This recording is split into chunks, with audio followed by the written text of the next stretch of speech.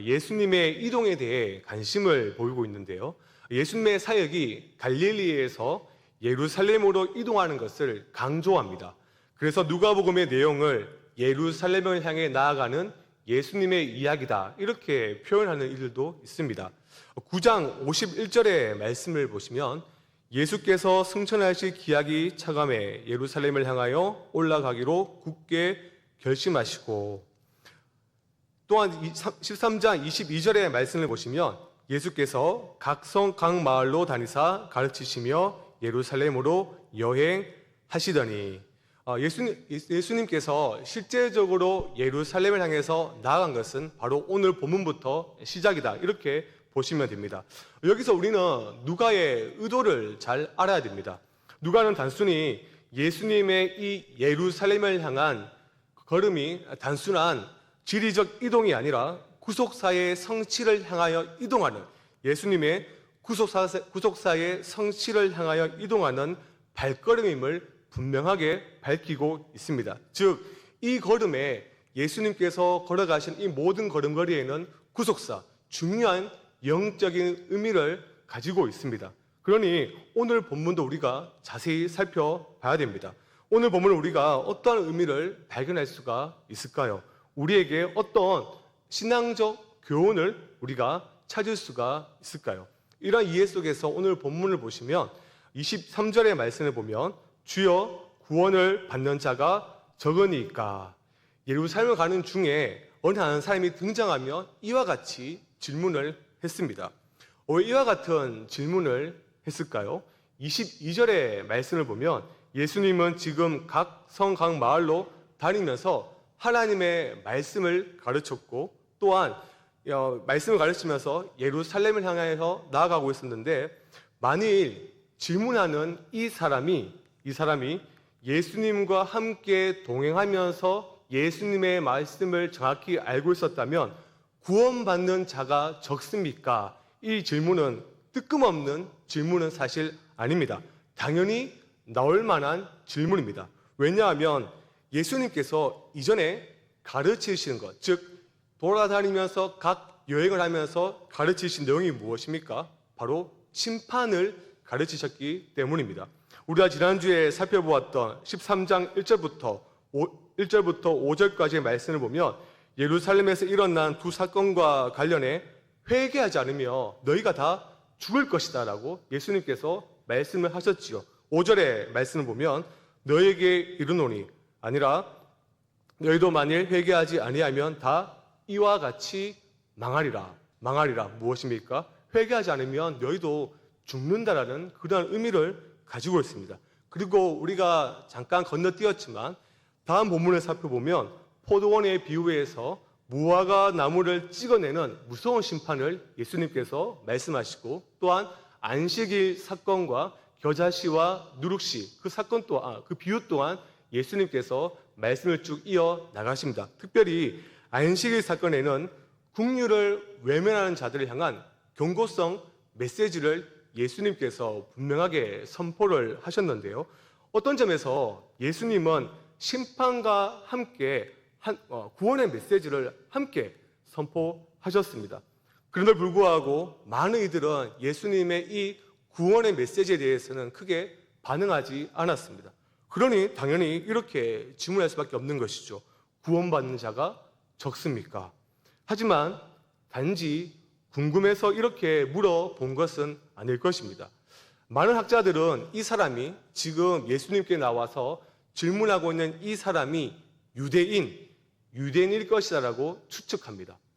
만일 질문한 그가 정말 유대인이었다면 보통 그 당시에 유대인이 가진 생각을 그도 동일하게 가졌을 것인데요.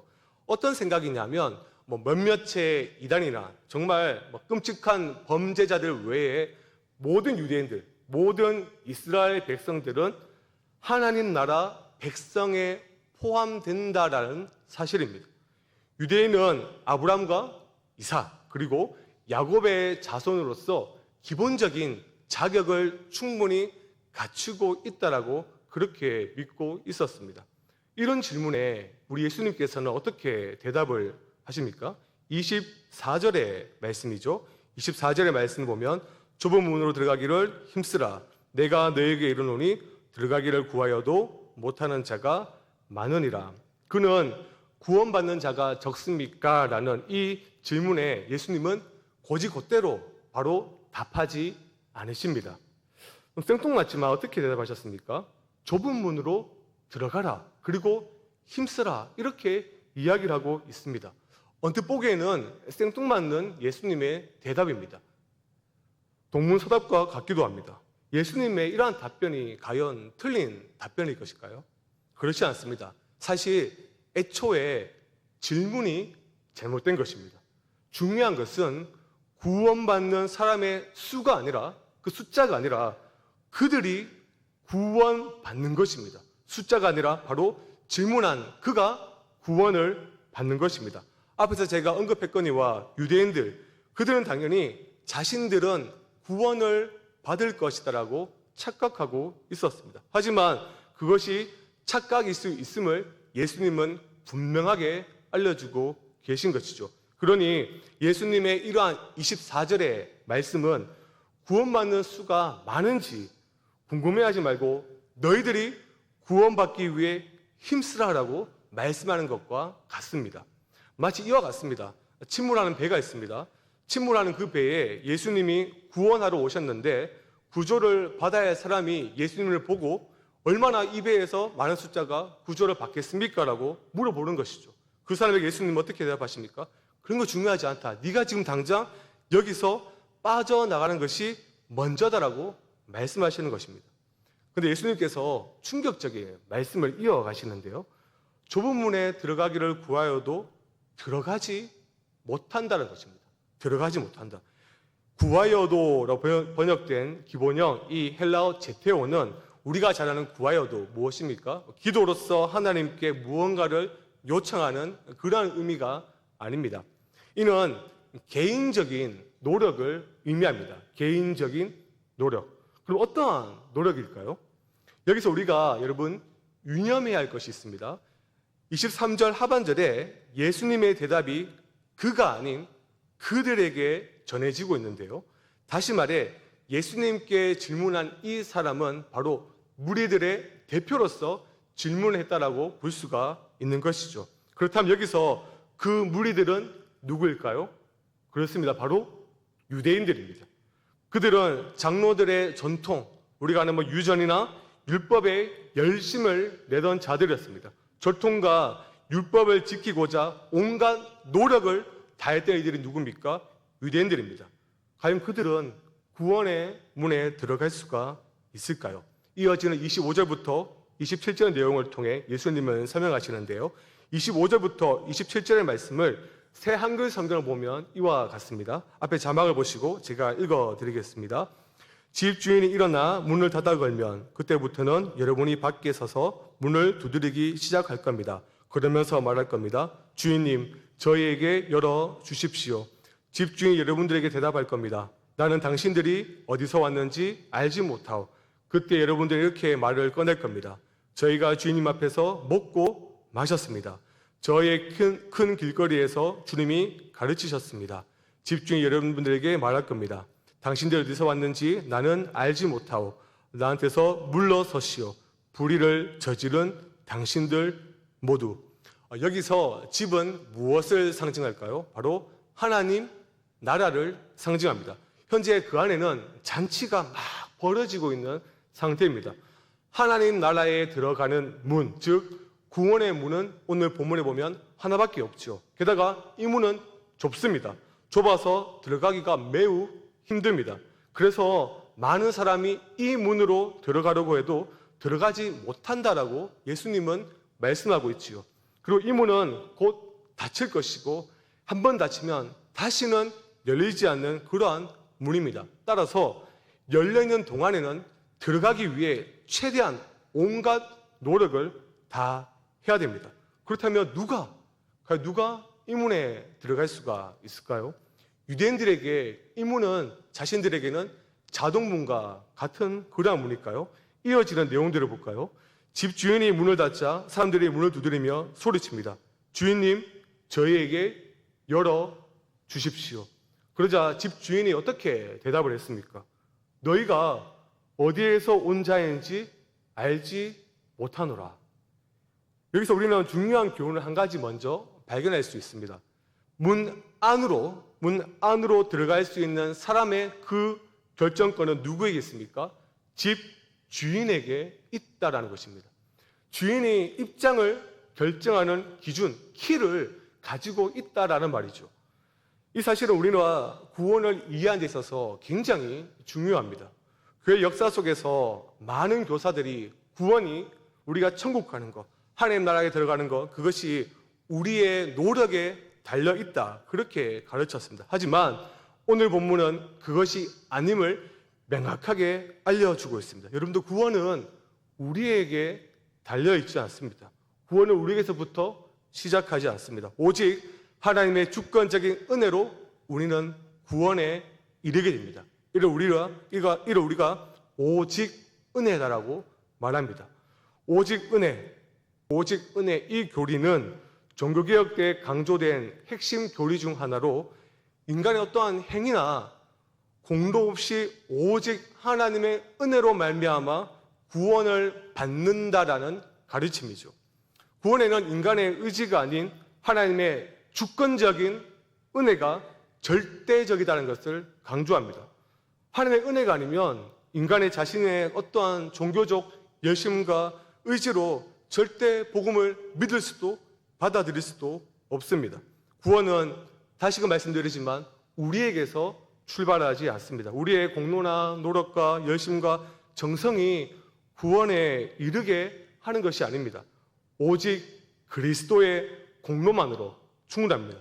우리가 그것을 믿는 것, 또 그것을 받아들이는 것이 바로 오직 은혜입니다.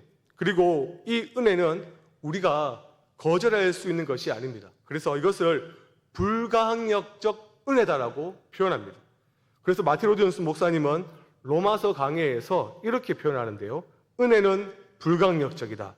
만약 은혜가 불가항력적이지 않다면 단 한 사람도 구원받지 못할 것입니다. 이렇게 단언합니다. 사도 바울의 여러분들 고백을 들어보십시오. 고린도전서 15장 10절의 말씀인데요. 우리 함께 읽겠습니다. 시작. 그러나 내가 나 된 것은 하나님의 은혜로 된 것이니. 이 고백엔 여러분들 하나님의 불가항력적 은혜를 담고 있는 것입니다. 사랑하는 성도 여러분, 우리가 예수님을 믿게 된 것도 하나님의 전적인 은혜입니다. 그것도 불가항력적인 은혜입니다. 구원받게 된 것도 우리의 노력이나 열심이 아니라 하나님의 은혜일 뿐입니다. 그런데 행위에 따른 행위 구원을 말하는 이들이 여전히 이 세상 가운데 존재하고 있습니다. 이미 초대교회 시절부터 지금까지 은혜라는 단어를 잘못 이해해서 시작된 오류인 것이죠. 이 오류는 아마 예수님이 오시기 전까지 계속 있을 것입니다. 인간은 어쩔 수 없습니다. 인간은 자꾸 자신의 작은 그 선행에 매달리려고 합니다. 하지만 하나님은 인간의 선행에 의해서 감동되고 그렇게 해서 인생을 구원하시는 것이 아닙니다. 오직 우리가 다 측량할 수 없는 은혜, 너무 커서 우리가 은혜인 줄 모를 만큼 큰 은혜, 그 은혜로 말미암아 우리가 구원의 자녀가 된 것이며 그 은혜 안에서 오늘도 우리가 신앙인으로 설 수 있고 또한 살아가는 것이죠. 이 사실을 우리는 기억해야 됩니다. 그리고 이 은혜는 하나의 현상을 작동시키는데요. 이어질 말씀을 통해서 그 현상이 무엇일까, 그 작동이 무엇일까 우리가 살펴보도록 하겠습니다. 집주인이 그들을 모르는 사람들이라고 하자 그들은 반론을 제시합니다. 26절의 말씀을 보면 저희가 주님 앞에서 먹고 마셨습니다. 저희의 큰 길거리에서 주님이 가르치셨습니다. 그들이 제시한 반론은 두 가지인데요. 하나는 자신들이 주인 앞에서 먹고 마셨다라는 것이고, 또 다른 하나는 무엇입니까? 주인이 자신들을 길에서 가르쳤다라는 것입니다. 그러나 이들의 반론에 대해 예수님은 어떻게 대답하셨습니까? 27절의 말씀이죠. 당신들이 어디서 왔는지 나는 알지 못하오. 나한테서 물러서시오. 불의를 저지른 당신들 모두. 예수님은 그들을 알지 못한다라고 분명하게 말씀하고 있습니다. 여러분들, 여기서 알지 못한다라는 말이 무슨 의미일까요? 아무런 관계가 없다라는 말입니다. 좁은 문, 하나님의 나라, 구원의 문에 들어가기 위해서는 주인과 어떠한 관계가 반드시 있어야 됩니다. 물론 이스라엘 백성들, 유대인들은 하나님과 특별한 관계가 있는 민족이었습니다. 하나님이 그들의 하나님이 되고 이스라엘은, 유대인들은 하나님의 백성이 되는 서로 잘 아는 관계였죠. 그러나 지금 예수님의 이 비유에서는 하나님께서 이스라엘 백성을, 유대인들을 모르겠다라고 말씀하고 있습니다. 여기서 예수님께서 모르겠다라고 하신 말씀은 진짜 그들을 몰라서 그렇게 말씀하고 있는 것일까요? 그렇지 않습니다.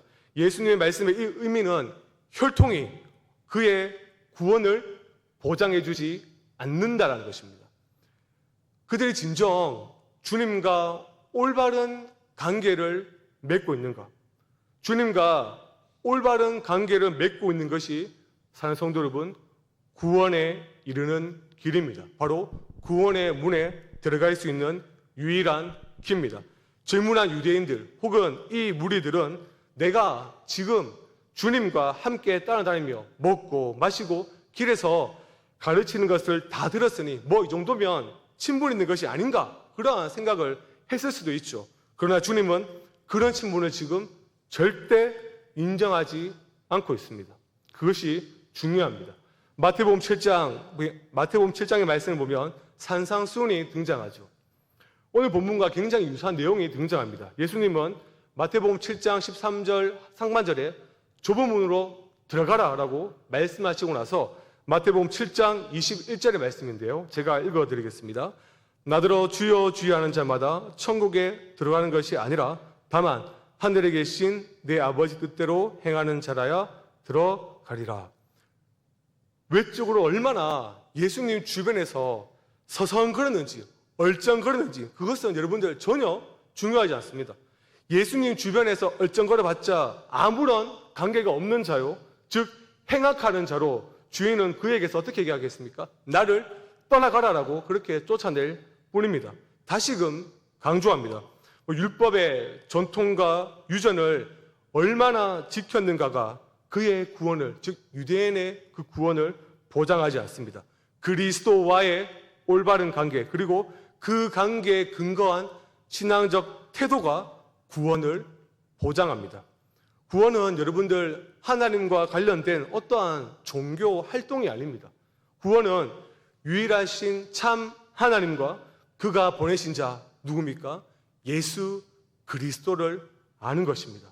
여기서 안다라는 것은 그리스도가 누구신지를 알고 그를 영접하고 올바른 관계를 맺는 것이죠. 그렇다면 그리스도, 예수님이 누구신지 알고 그를 영접하고 올바른 관계를 맺는다라는 것은 정확히 무엇을 의미하는 것일까요? 어느 학자는 오늘 본문을 이렇게 설명했습니다. 한번 들어보십시오. 하나님 나라 안으로 들어갈 수 있는 유일한 여건은 회개하고 하나님에게 순종하는 것이다. 회개하고 하나님에게 순종하는 것이다. 회개하고 하나님에게 순종한다는 것은 죄 사함을 받기 위해 예수님에게 나오는 것을 의미하는 것이죠. 여러분들, 실제적인 관계는 회개를 통해 이루어집니다. 기독교 신앙의 첫 단추가 무엇입니까? 우리의 어떤 열심이 아닙니다.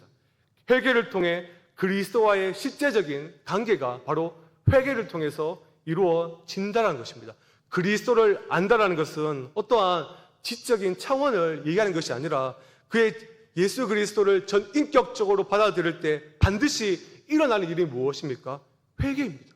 회개 역사는 반드시 일어나게 되어 있습니다. 그런데 그 당시 많은 유대인들, 이 사람들은 자신들이 이미 하나님 나라 안에 들어왔기 때문에 회개할 필요가 없다라고 생각했습니다. 그들의 생각은 전적으로 잘못된 것이죠. 그래서 예수님 이러한 잘못된 생각을 하는 이들에게 어떻게 얘기하시는 겁니까? 혈통적인 측면에 이스라엘 사람들이라는 것과 또한 종교적 열심과 지금 나와 가까운 곳에 있다는 것으로 구원을 전혀 보장해 주지 못한다. 이 구원의 문에 들어갈 수 있는 유일한 방법은 나와의 관계가 먼저 개선되어야 된다. 무슨 말입니까? 회개를 해야 한다는 것입니다.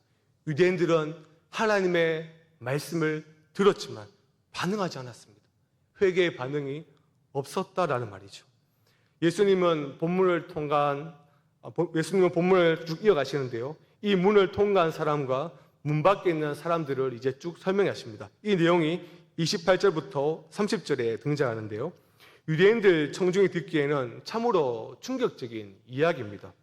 주인의 집에서 잔치가 벌어집니다. 주인의 집은 하나님의 나라라고 제가 앞에서 설명해 드렸습니다. 거기에 누가 있습니까? 28절의 말씀을 보면 아브라함도 있고 이삭도 있고 야곱이 있습니다. 게다가 누구가 있습니까? 믿음의 조상들 모든 선지자가 함께 있습니다. 유대인들의 입장에서 이스라엘 조상과 선지자가 있는 곳이라면 당연히 자신들도 포함되어야 된다라고 생각했는데 예수님은 지금 그들을 밖으로 쫓아내십니다. 그리고 그들은 거기서 슬피 우며 이를 갈고 있죠. 반면 유대인들이 지옥의 땔감처럼 여겼던 이방인들이 하나님 나라에 들어오기 시작합니다. 29절에 보면 예수님은 동서 남북 각지에서 온 사람들이 하나님 나라 잔치에 참여할 것이라고 분명하게 말씀하고 있습니다. 선택받은 이스라엘 백성에 비하면 뒤처진 것처럼 보이는 이 이방인들이 이제 예수님의 말씀을 듣고 회개하여 돌이켜 주를 따른다면 하나님 나라에 들어갈 수 있는 이 하나님 나라 잔치에 참여할 수 있는 권리를 얻게 된 것이죠. 유대인들이 단단히 잠을 알고 있던 이 오해에 대해서 예수님은 이제 종지부를 찍으시는데요. 30절의 말씀입니다. 함께 읽어보겠습니다. 시작. 나중된 자로서 먼저 될 자도 있고 먼저 된 자로서 나중될 자도 있느니라. 오늘 이 말씀을 우리가 아주 간단하게 적용해 봅시다. 예수님께서 지금 말씀하시는 이 내용들이 당시 질문자들에게 혹은 곁에 있는 무리들에게 국한된 그러한 말씀일까요? 그러한 메시지일까요? 그렇지 않습니다. 누가가 이방인 신자들을 위해 누가복음을 기록했죠. 그러니 오늘날 우리에게도 여전히 적용이 됩니다. 저희가 주님 앞에서 먹고 마셨습니다. 저희의 큰 길거리에서 주님이 가르치셨습니다. 이 말씀을 보실까요? 자막을 띄워주시면 먹고 마시는 것은 무엇을 의미할까요? 성찬식을 의미할 수 있습니다. 그리고 가르치는 것은 설교에 빗댈 수가 있죠. 성찬식에서 주님의 살과 피를 마시고 설교 시간에 복음을 듣는 거 굉장히 중요한 시간이죠. 하지만 성찬식에 참여한다고 해서 또한 설교 시간에 메시지를 잘 듣는다고 해서 그것이 우리의 구원을 보장하는 것은 아닙니다. 예배 시간에 앉아 있는 것이 우리의 구원을 보장하지 않습니다. 그렇다고 해서 은혜의 방편인 설교와 성찬이 필요 없다 이러한 말씀을 드리는 것은 아닙니다. 그보다도 주님이 우리를 아는가 그렇지 않는가가 더 중요합니다. 주님이 우리와 어떤 관계를 맺고 있는가가 그것이 참으로 중요합니다. 저는 말씀을 준비하면서 오늘날 교회 본당에 좌석을 꽉 채우고 있는 교인들에게 주어지는 말씀은 아닐까 하는 조심스러운 생각을 해보게 되었는데요. 교회에 출석하고 하나님의 말씀을 분명히 주일마다 듣고는 있지만 과연 이 중 얼마나 많은 이들이 주님과 올바른 관계를 맺고 있을까 하는 그러한 조심스러운 생각을 해보게 되었습니다. 사랑하는 성도 여러분, 신앙생활은 교회와 관련된 어떤 일을 하는 것이 아닙니다. 신앙생활의 첫 단추는 우리 주 예수님과의 관계입니다. 말씀 앞에 반응하고 주님 앞에 회개해야 됩니다. 내적인 음성을 내가 듣고 순종하는 자세, 회개하는 자세가 반드시 있어야 됩니다. 올바른 신앙은 여러분들 거기서부터 시작되는 것입니다. 그런데 아시겠지만 회개가 그렇게 쉽지가 않습니다. 다 아실 겁니다. 회개를 방해한 것들이 너무나 많죠. 리차드 백스라는 총교도는 회개를 방해하는 원인들이 6가지가 있다 얘기하면서 그 중에 3번째를 이렇게 제시하는데요. 이 내용을 우리가 진지하게 숙고해 볼 필요가 있다고 생각되어집니다. 앞에 스크린이 준비되어 있을 건데요. 제가 읽어드리겠습니다. 자기가 이미 회심했다고 착각하기 때문입니다. 그들은 자신들이 회심할 필요는 없고 단지 삶을 약간 수정하는 것만 필요하다고 생각합니다. 또한 그들은 자신이 이미 천국 가는 길에 들어서 있다고 생각하거나 회개하지 않았는데도 자기가 이미 회개한 상태라고 생각합니다. 여러분, 우리가 회개하는데 우리를 방해하는 것이 무엇입니까? 쉽게 말해서 착각입니다. 착각. 도덕적, 윤리적으로 자신이 조금만 더 개선되면, 조금만 더 수정이 되면 자신은 괜찮은 사람, 즉 회개한 사람이 될 것이다라고 생각하는 것이죠. 그리고 이미 교회에 출석하고 있고 나는 말씀도 듣고 있고 성도들과 교제하는 사이이기 때문에 이미 나는 회개한 상태다라고 그렇게 어리석은 착각을 하게 됩니다. 자신이 교회에 있으면서도 말씀을 들으면서도 그리스도 앞에서도 죄인임을 깨닫지 못한 채 교회 문을 드나들면서 천국문에 입성했다. 그렇게 착각하는 이들이 분명히 우리 교회 가운데도 우리 교회 안에도 있을 것입니다. 여러분들 참으로 중요한 말씀입니다. 구원을 받는 것은 혈통과 관계가 없습니다. 아버지가 목사라고 해도 친척이 장로라고 해도 달라질 건 없습니다. 종교적인 활동과도 관계가 없습니다. 찬양대원이든 부서 회원이든 아무런 상관이 없습니다. 구원은 그 어떤 노력으로 힘써 한다 할지라도 우리가 얻을 수 있는 것이 아닙니다. 그래서 좁은 문입니다. 이 좁은 문은 오직 주인을 알고 주인을 아는 사람만이 통과할 수 있습니다. 사랑하는 성도 여러분, 우리는 주님과 올바른 관계를 맺어야 됩니다. 예수님 안에서 자신이 죄인임을 인정하며 오직 나의 노력이 아니라 예수 그리스도의 공로를 의지하여 회개할 때 하나님 나라의 잔치에 들어가 주님과 그 참된 교제, 풍성한 교제를 누릴 수 있게 됩니다. 그러니 우리가 교회에서 먼저 구해야 될 것이 무엇일까요? 나의 노력과 나의 열심이 아니라 바로 하나님의 은혜를 구해야 됩니다. 종교개혁자 마틴 루터는 이에 대해서 이렇게 이야기했는데요. 한번 들어보십시오. 어떤 사람도 자기 자신의 구원이 철저히 자기의 능력, 방법, 노력, 의지, 행위와는 상관없이 전적으로 다르니 즉 하나님의 선택, 의지, 사역에 달려있다는 것을 알기까지는 온전히 겸손해질 수 없다. 이것을 알게 될 때 은혜에 가까워지고 구원을 받게 되는 것이다.